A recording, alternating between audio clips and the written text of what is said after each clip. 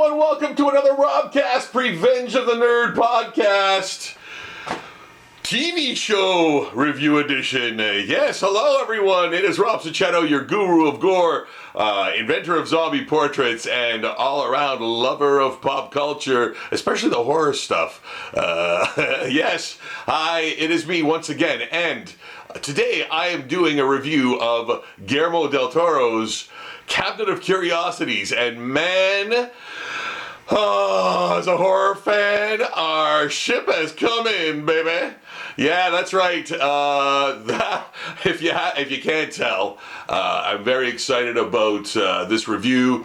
I watched all 8 episodes as quickly as I could mentally digest them all. They teased us with the first 2. I enjoyed them immensely, and then the rest of them came out, and yeah, I was totally hooked.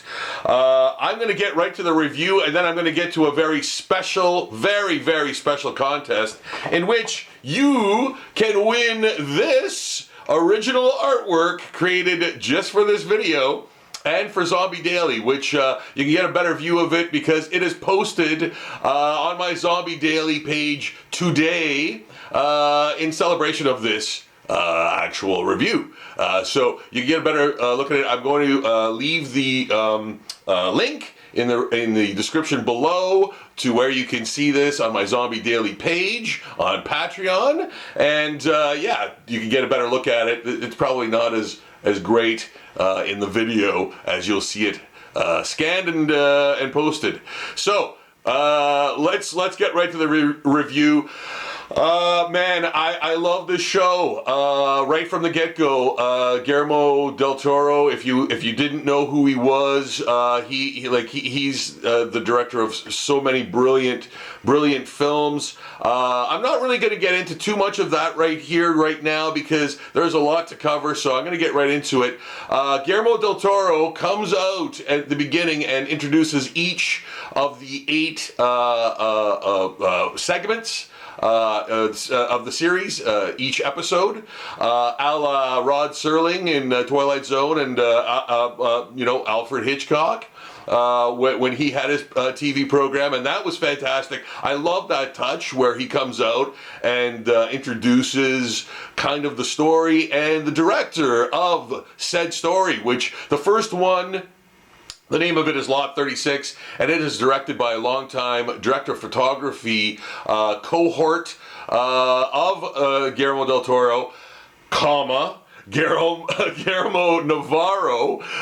So Guillermo Navarro directs Lot 36, and it is fantastic. Man,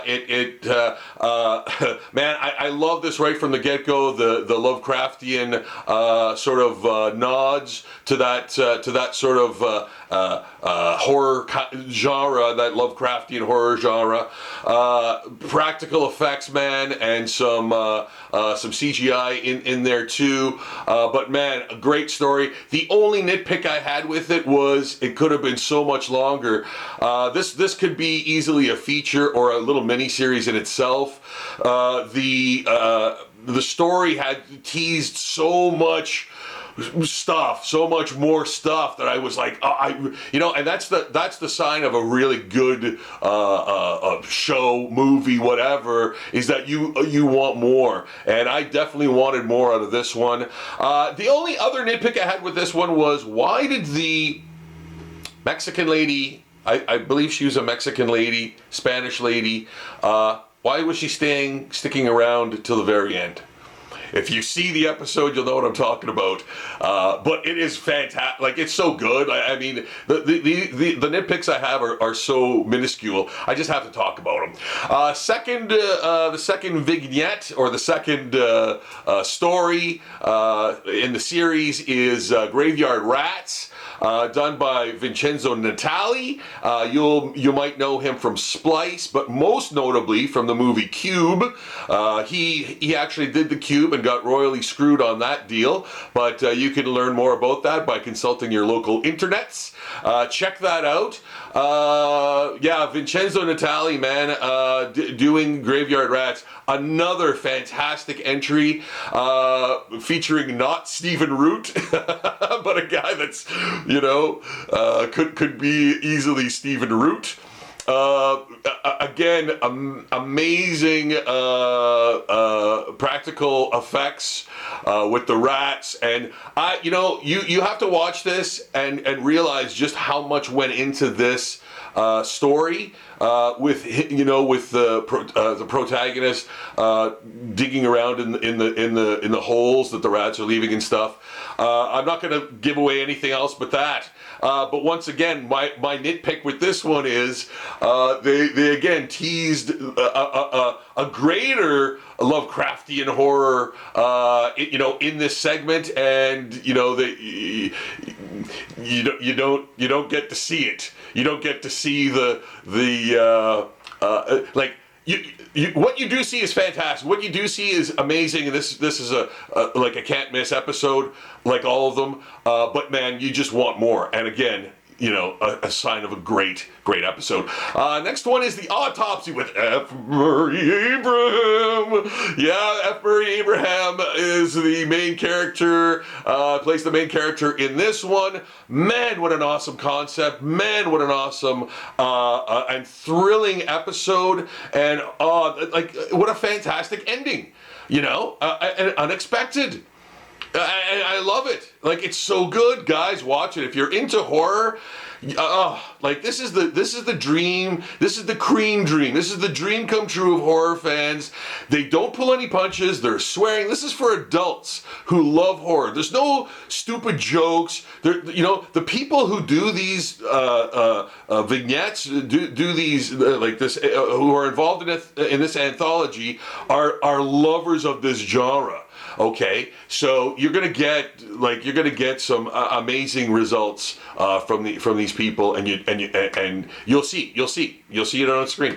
The fourth one, the fourth episode, The Outside, by Anna Lily Amirpour. I believe she's Iranian. She previously did A Girl Walks Home Alone at Night, which I have not seen yet, and Bad Batch, which I didn't really like that much, but I'm not really into post-apocalyptic, Mad Max-ish scenarios. I'm not a big fan of that, so I didn't really like that much. Not that it was a bad movie or anything, I just didn't really like it because of the setting, the premise. By the way, sorry, the Autopsy was directed by David Pryor. He did The Empty Man recently, which I loved. I thought The Empty Man was fantastic, so get out there and watch that. That was by David Pryor. So this one, The Outside, Anna Lily Amirpour? Man, I'm sorry I'm butchering that name. But so she did those two movies, A Girl Walks Home Alone at Night and Bad Batch. I absolutely love this episode so much. It was great. I love the actor playing the main character. She is a ball to watch. She's so good. Her husband plays the perfect, Patsy. Again, there's so much unexpected stuff that happens in these episodes. You're gonna love this so much. Fifth one, Pickman's Model, with Hey You, Crispin Glover. Yeah, man, he's back. I haven't seen him in a while, and he's in this episode. He doesn't play the main character, he plays the antagonist. The protagonist is played by a dude who, I can't remember his name right now, and I was like, where have I seen this guy before? And it was Westworld. He's in Westworld. I can't remember his name right now, but this episode was directed by Keith Thomas. He had done The Vigil, which I've not seen, and the 2022 Firestarter remake, which Yeah, don't judge him too harshly, man, because this the Pickman's Model episode was fantastic, really good. The next one is Dreams in the Witch House by Catherine Hardwicke. She directed this one. She had directed 13, a sort of coming of age, really brutal coming of age, I think, movie, if I'm not mistaken. I think it's like really like revealing, and. Again, don't judge it too harshly. Twilight. Yeah. So, but again, what a fantastic episode. Like top to bottom, like intriguing, interesting, emotion evoking, like just, so good, so tight. What are these 45-minute episodes, and like they're so fleshed out and so fantastic and real, and the effects are brilliant. Thank goodness for Guillermo Del Toro giving these people money and the platform to do these things. The next one, The Viewing, Panos Cosmatos.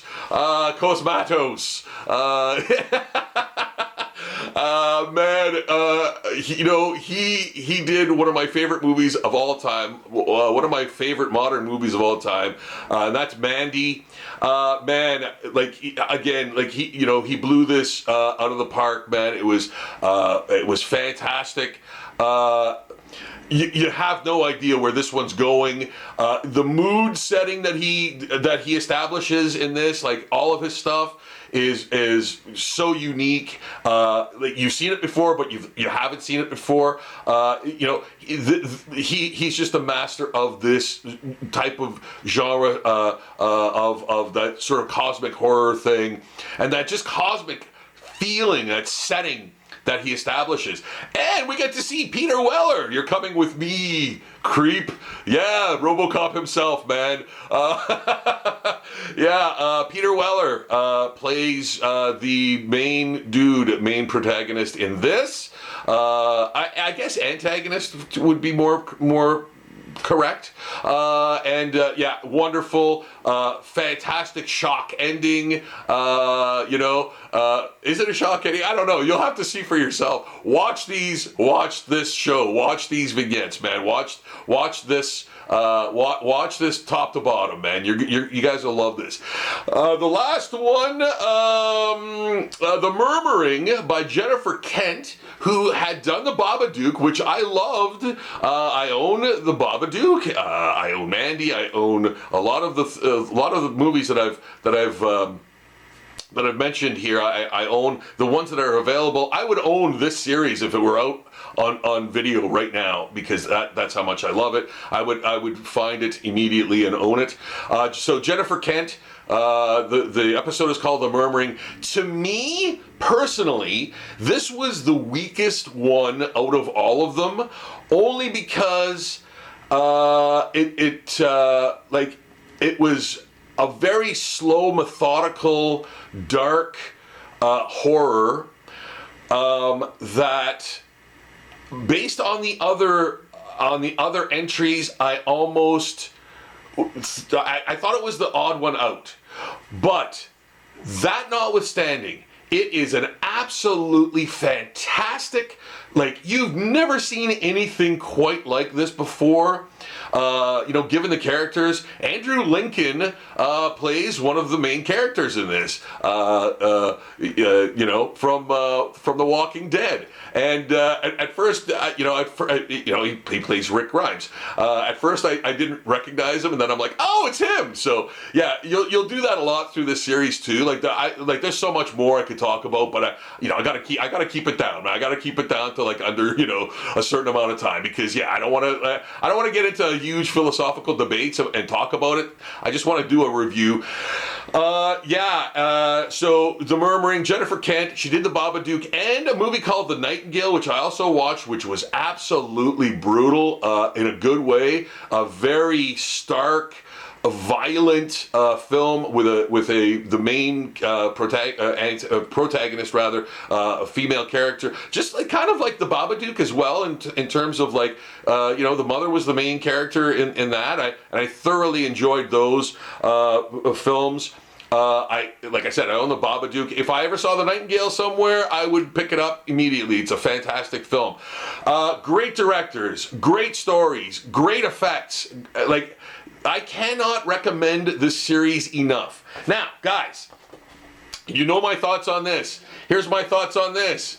For all current subscribers, and especially, hopefully, new subscribers, you will all be put into a draw for this original artwork. This is Guillermo Del Toro as a monster. He's turning into a monster. There's lots of Lovecraftian, delicious bits in there for you to enjoy. This is I believe it's a 9x12 drawing. Oh, I got a ruler right here. Let's see. This is a, 9x12 illustration. Full painting. This is yours in the raffle. I believe I will do the raffle on December 5th. So any new subscribers and current subscribers to my channel will get put into a raffle draw for this artwork. It will be mailed to your home. It is the original, not a print.